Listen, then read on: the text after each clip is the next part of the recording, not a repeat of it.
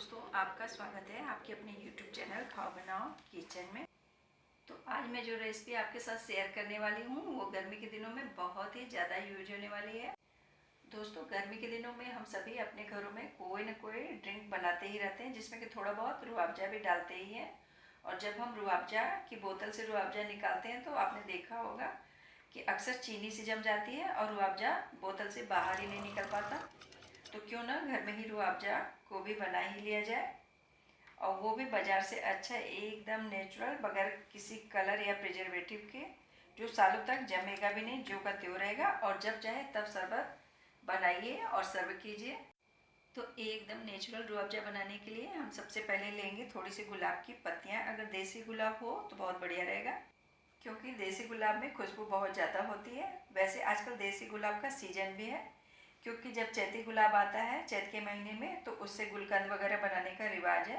बस चैत के बाद बैसाख अभी चल ही रहा है, तो देसी गुलाब अभी आसानी से बाज़ार में मिल भी रहा है।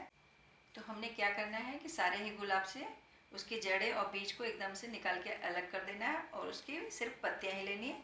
तो इन जड़ों और बीज को हम किसी गमले में डाल देंगे, फेंकेंगे नहीं, जिससे कि दोबारा भी गुलाब इससे निकल आएगा। अब हम क्या करेंगे, एक बाउल में लेंगे पानी, और पानी के अंदर सारी ही गुलाब की पत्तियाँ डाल करके बढ़िया से इसे साफ़ कर लेंगे, ऊपर नीचे मिक्स कर लेंगे, जिससे कि इसके अंदर थोड़ी बहुत भी अगर बीज हो तो वो पानी में बैठ जाए। इस तरह से हम ऊपर नीचे कर लेंगे गुलाब की पत्तियों को। अब हम लेंगे एक पैन जिसमें कि गुलाब की पत्तियों को पकाएंगे। तो उसमें हम सारी ही गुलाब की पत्तियाँ पानी से निकाल करके डाल देंगे। अब आप देखेंगे कि बाउल के अंदर में बीज नीचे में बैठी हुई है, तो पानी को हम फेंक देंगे, और गुलाब की पत्तियों के अंदर में हम पहले 1 कटोरी और फिर 1/4 कटोरी, 1.25 कटोरी पानी डाल करके इसे धीमी आंच पर पकने के लिए गुलाब की पत्तियों को रख देंगे। हम आंच को धीमा ही रखेंगे। तो जब तक गुलाब की पत्तियाँ पकेंगी तब तक हम अपनी चाशनी तैयार करेंगे। इसके लिए हम एक प्लेट में 2 कटोरी चीनी नाप करके लेंगे, क्योंकि हमने गुलाब की पत्तियाँ 1 पाव ली हुई थी, तो हम उसका डबल 1/2 kg चीनी लेंगे और इसे एक बर्तन में डाल लेंगे। तो नापी हुई चीनी को हम कढ़ाई में डाल करके इसके अंदर 2 कटोरी हमने चीनी ली हुई है, तो 1.5 कटोरी पानी डाल करके चाशनी को पकाएंगे। तो पहले हमने 1 कटोरी पानी डाला, फिर आधा कटोरी डाल के इसे हम आंच पे रख देंगे, और इसे चलाते हुए चीनी को हम गलाएंगे। तो जब तक चीनी गल न जाए तब तक हम इसे चलाते रहेंगे। नहीं तो क्या होगा कि अगर आपकी चीनी का दाना थोड़ा भी मोटा होगा तो चीनी घुलेगी नहीं, नीचे कढ़ाई में जमने लग जाएगी। इसलिए चीनी के गलने तक इसे चलाते ही रहिए। तो हमने अपनी आंच पे एक साइड गुलाब की पत्तियाँ भी रख दी है पकने के लिए, दूसरी साइड चीनी की चाशनी भी पकने के लिए रख दिया है। तब तक हम क्या करेंगे कि आधा चुकंदर को छील करके अच्छे से इसे कद्दूकस कर लेंगे। तो चुकंदर को डालने से क्या होगा कि रूह अफ़ज़ा का कलर एकदम बाजार जैसा आएगा। इसके लिए हमें रूह अफ़ज़ा के अंदर में कलर डालने की ज़रूरत नहीं होगी। अगर आप चुकंदर न डालना चाहें तो चुकंदर की जगह पर थोड़ा सा रेड फूड कलर डाल दें, तभी रूह अफ़ज़ा का कलर बढ़िया आएगा। इधर मेरी गुलाब की पत्तियों में भी बॉयल आने लग गया है, तो हम इसे ऊपर नीचे मिक्स कर देंगे। और मिक्स करने के बाद इस पर ढक्कन लगा करके इसे थोड़ी देर और पकाएंगे, और इसे हम धीमी धीमी आंच में ही पकाएंगे, जिससे कि इसके अंदर का अर्क खुशबू जो है गुलाब की इसके पानी में खूब बढ़िया से उतारा है, तो इसलिए हम इसे ढक के पकाएंगे। तो अब इसका ढक्कन खोल के हम इसे चेक कर लेंगे। तो आप देख रहे होंगे कि गुलाब की पंखुड़ियों का कलर एकदम बदल गया है, बिल्कुल ही फीका फीका सा हो गया है। और गुलाब की पत्तियाँ पकने के बाद आप इसका पानी देख सकते हैं, एकदम हल्का गुलाबी है। तो इसलिए इसमें हम थोड़ा सा कलर या फिर चुकंदर डाल देंगे, तभी रूह अफ़ज़ा का कलर एकदम बाजार जैसा आएगा। तो गुलाब की पंखुड़ियाँ तो मेरी पक गई हैं। इसमें खुशबू भी पानी के अंदर बहुत आ रही है, बिल्कुल ही नेचुरल गुलाब की खुशबू। लेकिन हमें इसे आधा होने तक पकाना है। तो अब हम क्या करेंगे कि इसके अंदर कद्दूकस किया हुआ चुकंदर इस समय डाल देंगे, और इसे बढ़िया से मिक्स करके इसे भी ढक लेंगे। ढक करके बिल्कुल ही धीमी आंच में हम इसे पकाएंगे जब तक कि ये आधा ना हो जाए इसका पानी, तब तक हम इसे पकाएंगे, जिससे कि इसका कलर भी बहुत अच्छा आएगा और गुलाब की खुशबू भी। धीमी धीमी आंच पर पकाने से बहुत अच्छी आती है। तो अब ढक्कन खोल करके हम इसे चेक करेंगे। तो आप देख सकते हैं कि इसके अंदर पानी एकदम आधा बचा हुआ है और चुकंदर और गुलाब की पत्तियां दोनों ही का कलर एकदम बदल चुका है। तो अब हम क्या करेंगे कि दोनों को ही एकदम बढ़िया से मसल लेंगे फटाफट से, और मसलने के बाद हम गैस को बंद कर देंगे, क्योंकि इसका पानी हमें गर्म ही चाहिए, इसे हम ठंडा नहीं होने देंगे। तो बढ़िया से मसल करके इसे हम एक साइड में रख लेंगे। तो आप चुकंदर और गुलाब की पत्तियों को देख सकते हैं एकदम फीकी पड़ चुकी है। अब हम चीनी की चाशनी को चेक करेंगे। तो चीनी मेरी काफ़ी अच्छे से मेल्ट हो गई है, चाशनी थोड़ी सी गाढ़ी हो गई है। इस समय हम इसे चेक कर लेंगे। तो इसमें एक तार सा बनने लग गया है। इसे हम बहुत ज़्यादा इसकी चाशनी को गाढ़ा नहीं करेंगे। अब इसके अंदर हम डालेंगे थोड़ी सी सिट्रिक एसिड, जिसे कि हम नींबू के फूल भी बोलते हैं, नींबू का सद। ये बाज़ार में ईजिली पंसारी की दुकान पे मिल जाता है, और नहीं तो आप इसे ऑनलाइन ऑर्डर करके भी मंगा सकते हैं। एक बार मंगा के आप इसे बहुत दिनों तक यूज कर सकते हैं। इसे आप जब कभी भी नमकीन वगैरह बनाते हैं तो उसमें भी यूज कर सकते हैं, ये जल्दी ख़राब नहीं होता है। तो 1/4 चम्मच हम चाशनी के अंदर में सिट्रिक एसिड मिक्स करेंगे। सिट्रिक एसिड को डालने से क्या होता है कि आपका शरबत कभी जमेगा नहीं। और सिट्रिक एसिड डाल के हम इसे 1 से 2 मिनट चाशनी को और पका लेंगे। अगर आपके पास सिट्रिक एसिड ना हो तो इसकी जगह पे आप 1 से 1.5 नींबू का रस डालें, लेकिन चाशनी ठंडा होने पे नींबू का रस डालें। अगर नींबू का रस डाल के आप चाशनी को पका देंगे तो चाशनी कड़वी हो जाएगी। लेकिन सिट्रिक एसिड डालने के बाद आप देख सकते हैं कि चाशनी का कलर और भी ज़्यादा साफ हो गया है, बिल्कुल ही ट्रांसपेरेंट सी चाशनी दिखने लग गई है।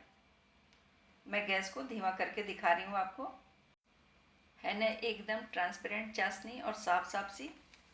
तो अब एक बार फिर से हम चाशनी को चेक कर लेंगे, क्योंकि 2 मिनट हमने इसे और भी पकाया सिट्रिक एसिड डालने के बाद। तो काफ़ी अच्छे से चाशनी पक चुकी है, एक तार बनने लग गया है। तो इसी समय हम इसके अंदर गर्मा गर्म जो गुलाब की पंखुड़ियों का अर्क है उसे डाल देंगे, और डाल करके अच्छे से मिक्स करेंगे। तो जो गुलाब का अर्क है उसे हम डायरेक्ट ही कढ़ाई में 2 से 3 बार में थोड़ा थोड़ा करके डायरेक्ट ही छान लेंगे। तो आप देखेंगे कि गर्मा गर्म गुलाब का अर्क डालने से चाशनी का खौलना बंद हो गया है, क्योंकि हमने गर्मा गर्म ही गुलाब का अर्क भी डाला है। तो दोनों ही का टेम्परेचर सेम होने से चाशनी का चूरना बंद हो गया है। तो गुलाब का अर्क डालने के बाद इसे हम धीमे धीमे आंच पे थोड़ी देर और पकाएंगे, जब तक कि ये थोड़ी सी गाढ़ी ना हो जाए, लेकिन इसे हम बहुत ज़्यादा गाढ़ा नहीं करेंगे। तो गुलाब की पत्तियों का अर्क छानते वक्त थोड़ी सी गुलाब की पत्तियाँ मेरी कढ़ाई में गिर गई हैं, तो इसी समय हम इसे छन्नी से अलग कर लेंगे, क्योंकि जब चाशनी गाढ़ी हो जाएगी तो गुलाब की पत्तियों को निकालना मुश्किल हो जाएगा। तो हमने इसे छन्नी से अलग कर लिया हुआ है।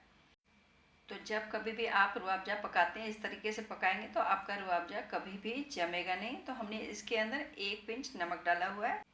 नमक हमने मीठे के अंदर में इसलिए डाला हुआ है जिससे कि इसका मीठा बैलेंस हो।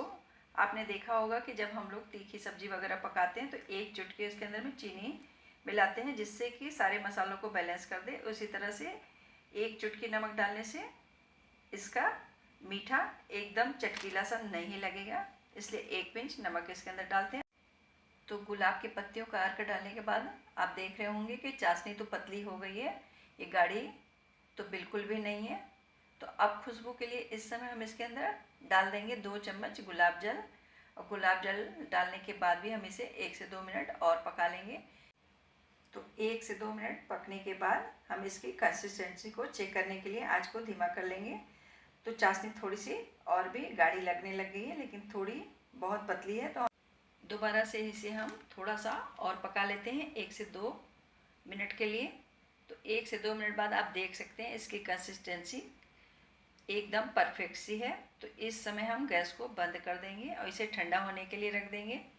थोड़ी देर बाद आप देखेंगे कि ये थोड़ा थोड़ा और भी थिक हो गया है। ठंडी होने के बाद चाशनी थोड़ी सी और भी गाढ़ी होने लगती है। तो रूह अफ़ज़ा का सिरप इस तरह से आप चम्मच से उठा के देखेंगे, जब उंगली पर सिरप की तरह लगने लग गया है तो आप देखेंगे एकदम परफेक्ट रूह अफ़ज़ा बन के तैयार हुआ है।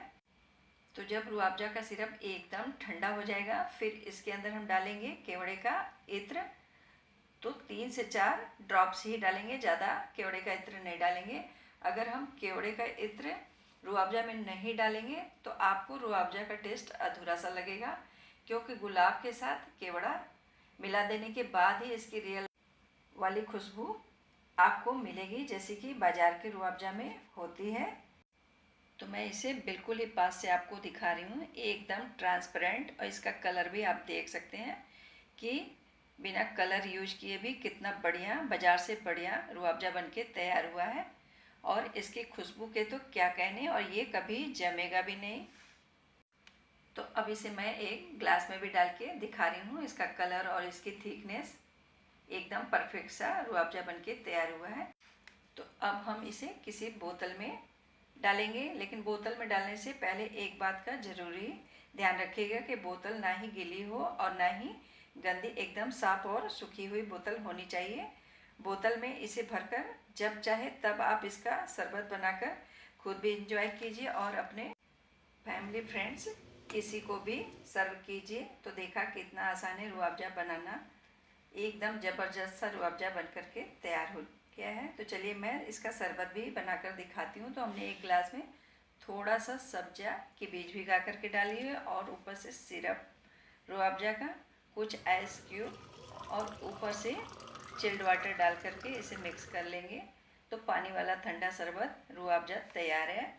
इस तरह से आप इसे पानी के साथ में भी बना करके किसी को भी सर्व कर सकते हैं। और आप चाहें तो एक बाउल के अंदर में थोड़ी सी चीनी मिक्स करें और उस पर डालें चॉप्ड किए हुए तरबूज, साथ में थोड़ा सा गुलाब जल 1 से 2 चम्मच, और रूह अफ़ज़ा के सिरप को डाल लें, साथ में थोड़ा सा ठंडा दूध और क्रश्ड किए हुए आइस को डाल करके सर्व करें।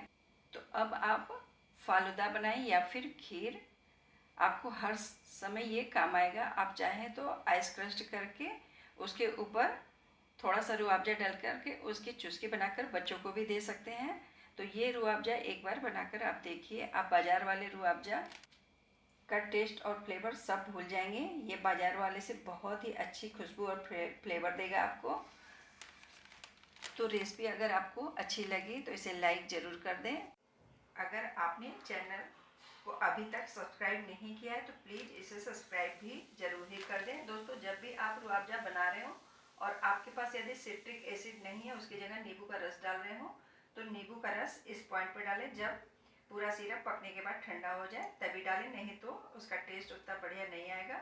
और कोशिश करें कि सिट्रिक एसिड ही डालें, तो एकदम बाजार जैसा रूह अफ़ज़ा बन के तैयार होगा। तो जब कभी भी आपका रूह अफ़ज़ा बनाने का मन करे तो चाशनी अलग और गुलाब का अर्क अलग अलग पका कर डालेंगे तो रूह अफ़ज़ा कभी भी जमेगा नहीं। उसकी कंसिस्टेंसी आप अपने हिसाब से रख सकते हैं, जितना गाढ़ा या पतला रखना हो। अगर सारी चीज़ें आप एक साथ पका देंगे तो आपके रूह अफ़ज़ा का सिरप ज़्यादा गाढ़ा हो जाएगा, जमने लगेगा, क्योंकि चाशनी ठंडी होने के बाद ठीक होने लगती है। इस तरह से पकाने पर कंसिस्टेंसी हमारे हाथ में होती है। हम शरबत को जितना गाढ़ा या पतला रख सकते हैं। तो थोड़ी सी बातों का ध्यान रखकर बाज़ार से अच्छा रूह अफ़ज़ा हम घर में बना सकते हैं। वीडियो देखने और पसंद करने के लिए आपका बहुत बहुत धन्यवाद। Thank you.